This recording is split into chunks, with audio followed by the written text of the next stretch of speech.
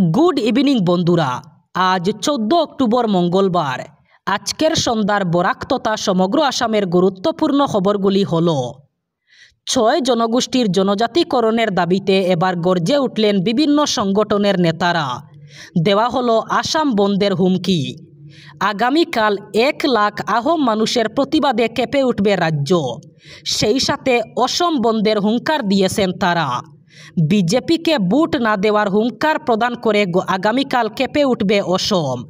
Ration কার্ডের গ্রাহকদের জন্য সুখবর। এবার সম্পূর্ণরূপে চালু হলো রেশন সংগ্রহের নতুন নিয়ম। নভেম্বর মাস থেকে রেশন সংগ্রহের জন্য নতুন বিজ্ঞপ্তি জারি করেছে সরকার। নভেম্বর মাসের 1 তারিখ থেকে রেশন সংগ্রহের নিয়ম বদলে যাবে। এবার থেকে চালের সঙ্গে সঙ্গে প্রতিজন হিতাধিকারী পাবেন চিনি, ডাল এবং লবণ। মোট 4টি সামগ্রী লাভ করবেন রেশন কার্ডের গ্রাহকরা। তবে মুখ্যমন্ত্রী ডক্টর হিমন্ত বিশ্ব শর্মা কিছুদিন আগে ঘোষণা করেছিলেন, রেশন কার্ডে অন্যান্য সামগ্রীর সাথে সরষের তেল দেওয়ার কথা ঘোষণা করেছিলেন মুখ্যমন্ত্রী। অবশেষে রেশন কার্ডে সরষের তেল যুক্ত হলো না।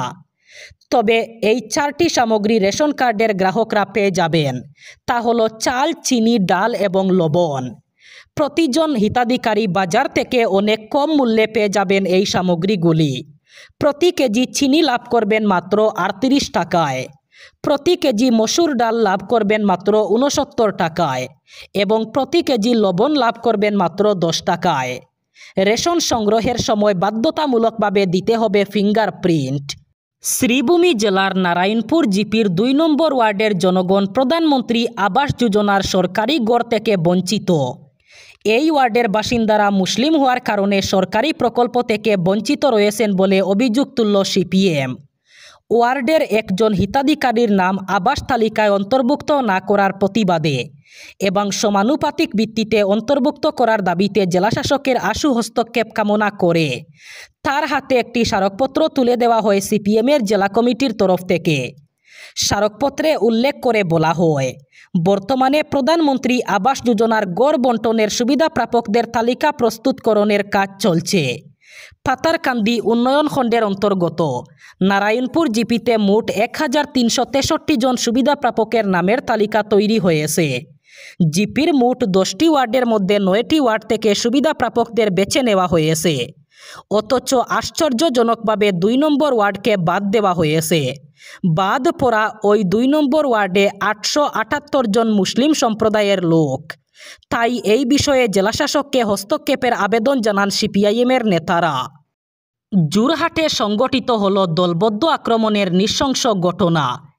একদল মদ্যপ এবং উচ্চশৃঙ্খল যুবকের হামলায় গুরুতর আহত অবস্থায় হাসপাতালে চিকিৎসাধীন কিশোর বিকাশ দাসের মৃত্যু ঘটল।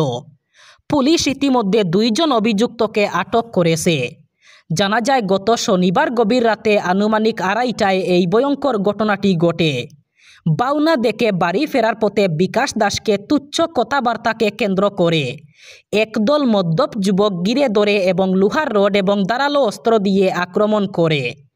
রাস্তার পাশে মুমূর্ষ অবস্থায় দেখে স্থানীয় এক যুবক তাকে নিয়ে আসেন।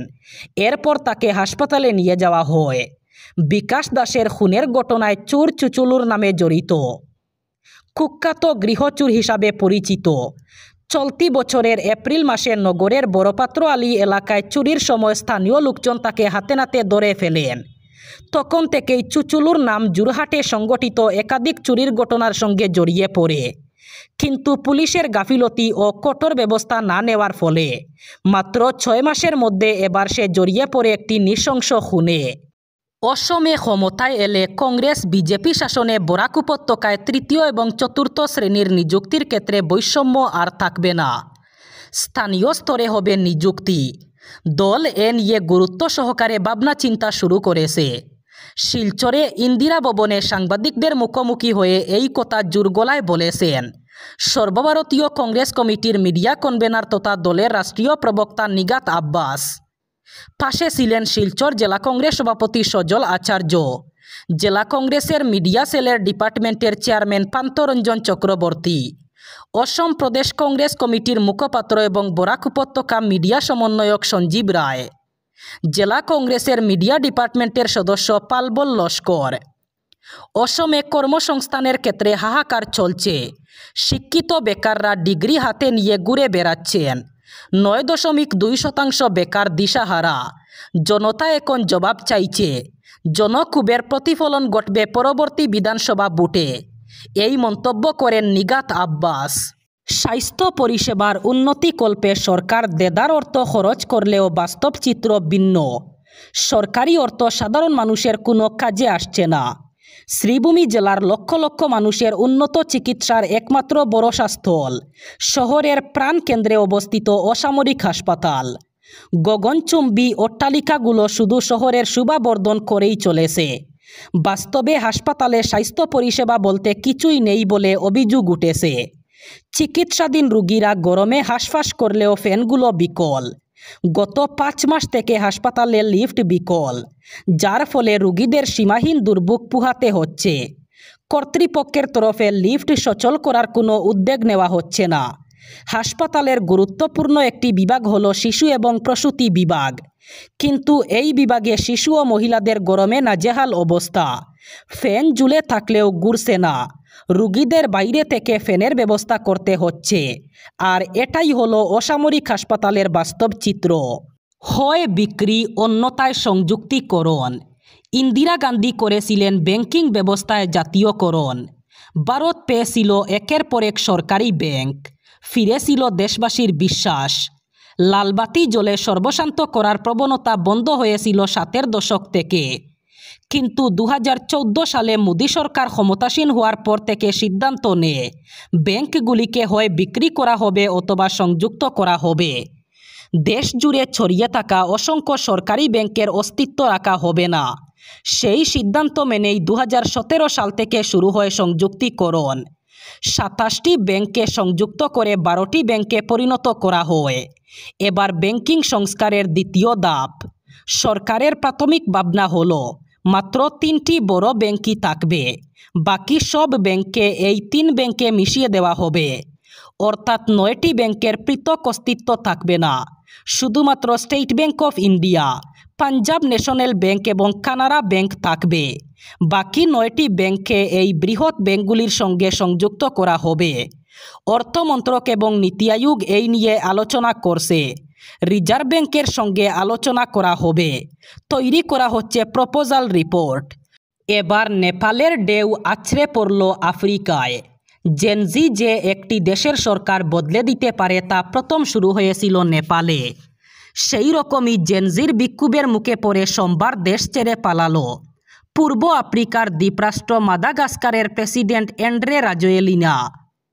যদিও বিক্ষোভের আঁচ কমাতে দিন 10 আগে সে দেশের প্রধানমন্ত্রী সহ গোটা মন্ত্রিসভাকে বরখাস্ত করেছিলেন তিনি, কিন্তু শেষ পর্যন্ত চেষ্টা করেও তার গদি বাঁচাতে পারলেন না অ্যান্ড্রে রাজোয়েলিনা। দেশটির সংসদের বিরোধী দলীয় নেতা সিতেনি রয়টার্সকে বলেছেন প্রেসিডেন্ট আন্দ্রি রাজোয়েলিনা বারবার দেশ ত্যাগ করেছেন। সেনাবাহিনীর কিছু ইউনিট বিদ্রোহ করে বিক্ষোভকারীদের সঙ্গে যোগ দেওয়া প্রেসিডেন্ট পালিয়ে গেছেন। তিনি বলেন, আমরা প্রেসিডেন্টের কার্যালয়ে ফোন করে নিশ্চিত হয়েছি তিনি দেশ ছেড়ে পালিয়েছেন। প্রেসিডেন্ট রাজোয়েলিনা বর্তমানে কোথায় অবস্থান করছেন তা কারও জানা নেই। ডিব্রুগড় জেলায় চা জনগোষ্ঠীর হাজার হাজার মানুষ এসটি অনুসূচিত জনজাতি মর্যাদা সহ আরও কয়েকটি দাবিতে এবার রাস্তায় নামেন। এই বিশাল গণসমাবেশের মূল দাবিগুলির মধ্যে রয়েছে এসটি মর্যাদার স্বীকৃতি, দৈনিক মজুরি বৃদ্ধি এবং ভূমির মালিকানা প্রদান। ডিব্রুগড়ের চৌকিডিঙ্গি এলাকায় এই বিশাল সমাবেশ অনুষ্ঠিত হয়, যেখানে জেলার বিভিন্ন প্রান্ত থেকে মানুষ অংশগ্রহণ করেন। সূত্র অনুযায়ী এই প্রতিবাদের ফলে শহরে তীব্র যানজটের সৃষ্টি হয়। প্রশাসনের পক্ষ থেকে জানানো হয়েছে যে পরিস্থিতির কারণে কয়েকটি বিদ্যালয় বন্ধ রাখতে হয়েছে।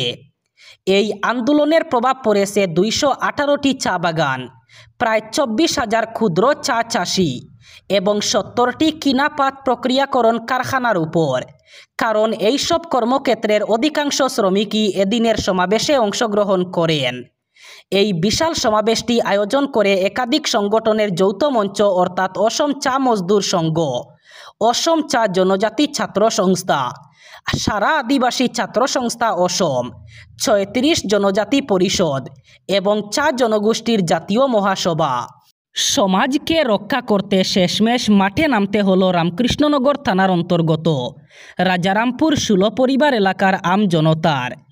এলাকার এক বসত বাড়িতে দীর্ঘদিন ধরে চলছিল জুয়া, মদ্যপান এবং অসামাজিক কার্যকলাপ। এতে প্রশাসনের ভূমিকাও ছিল দুর্বল, ফলে পরিবেশ দিন দিন বিষাক্ত হয়ে উঠছিল। এক কথায় সমস্ত অসামাজিক কার্যকলাপের আঁতুড়ঘরে পরিণত হয়েছিল। এমতাবস্থা দেখে স্থানীয়রা তাদের পুঞ্জীভূত ক্ষোভ আর আটকে রাখতে পারেননি।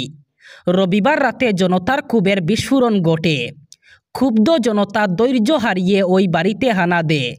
এই আকস্মিক অভিযানে চমকে উঠে পুরো এলাকা। জনতা যখন বাড়িটি ঘিরে ধরে তখন দেখা যায় ভিতরে কয়েকজন ব্যক্তি জুয়ার টেবিলে বসে মদ্যপ অবস্থায় মাতলামি করছে। ঘটনাস্থল থেকে ৪ জনকে হাতে নাতে ধরে ফেলেন ক্ষুব্ধ বাসিন্দারা। তাদের মধ্যে ছিলেন রামকৃষ্ণনগর সার্কল অফিসের বড়বাবু সহ আরেক কর্মী। হানার পর এক উত্তপ্ত পরিস্থিতি সৃষ্টি হয়। স্থানীয়রা ৪ জনকে পুলিশের হাতে তুলে দিতে গেলে পরিস্থিতি অন্য মোড় নেয়, উত্তপ্ত আকার ধারণ করে। অভিযোগ, পুলিশ প্রথমে বড়বাবুকে রক্ষা করার চেষ্টা করে আর তাতেই জনতা ক্ষুব্ধ হয়ে ওঠেন। শুরু হয় দস্তাদস্তি এবং বাকবিতণ্ডা। পরিস্থিতি সামাল দিতে ঘটনাস্থলে পৌঁছায় রামকৃষ্ণনগর থানার অতিরিক্ত পুলিশ বাহিনী এবং এলাকার কয়েকজন বিশিষ্ট ব্যক্তিও ছুটে আসেন। তাদের মধ্যস্থতায় অবশেষে পরিস্থিতি নিয়ন্ত্রণে আসে। দেশের ১ লক্ষেরও বেশি স্কুলে শিক্ষক মাত্র ১ জন করে। ৩৩ লক্ষেরও বেশি পড়ুয়া একজন শিক্ষকের উপর নির্ভরশীল। দেশের শিক্ষা ব্যবস্থার বেহাল এই ছবিটাই এবার ধরা পড়ল খোদ কেন্দ্রীয় শিক্ষা মন্ত্রকের রিপোর্টে। এই তালিকায় সবচেয়ে বেহাল অবস্থা অন্ধ্রপ্রদেশ এবং উত্তরপ্রদেশে। শিক্ষার অধিকার আইন অনুযায়ী প্রাথমিকে ১ম থেকে ৫ম শ্রেণী পর্যন্ত ৩০ জন পড়ুয়া পিছু ন্যূনতম ১ জন করে শিক্ষক থাকা উচিত। উচ্চ প্রাথমিকে অর্থাৎ ৬ষ্ঠ থেকে ৮ম শ্রেণী পর্যন্ত ৩৫ জন পড়ুয়া পিছু ন্যূনতম ১ জন করে শিক্ষক থাকা উচিত। এবার শেষ খবর। বিষাক্ত কাশির সিরাপ, কোল্ড ড্রিঙ্ক খেয়ে মধ্যপ্রদেশ এবং রাজস্থানে শিশু মৃত্যুর ঘটনায় আতঙ্ক ছড়ায় গোটা দেশে। ইতিমধ্যে ওষুধ প্রস্তুতকারী সংস্থার মালিক এস রঙ্গনাথকে গ্রেফতার করেছে পুলিশ। এবার সংস্থার লাইসেন্স বাতিল করল তামিলনাড়ু সরকার। পাশাপাশি রাজ্যটিকে শাটডাউনের নির্দেশও দিয়েছে রাজ্য সরকার। তামিলনাড়ুর স্বাস্থ্য দপ্তর জানিয়েছে কোল্ড ড্রিঙ্ক প্রস্তুতকারক সংস্থা মেসার্স ফার্মাসিউটিক্যাল কোম্পানির লাইসেন্স বাতিল করা হয়েছে। শুধু তাই নয়, সংস্থাটি সম্পূর্ণ বন্ধেরও নির্দেশ দেওয়া হয়েছে। তাদের প্রস্তুত করা কফ সিরাপে বিষাক্ত রাসায়নিক পদার্থ ডাইথিলিন গ্লাইকল পাওয়া গিয়েছে। মধ্যপ্রদেশে একের পর এক শিশু মৃত্যুর ঘটনার সঙ্গে নাম জড়ায় বিষাক্ত এই কফ সিরাপ কোল্ড ড্রিঙ্কের। তারপরই বিতর্ক তৈরি হয়। ওই ওষুধ প্রস্তুতকারক সংস্থার মালিককে আগেই গ্রেফতার করা হয়েছিল। এবার বাতিল করা হলো সংস্থার লাইসেন্স। এই ছিল আজকের সন্ধ্যার গুরুত্বপূর্ণ খবরগুলি। ভিডিওটি অবশ্যই লাইক করবেন এবং চ্যানেলটি সাবস্ক্রাইব করবেন।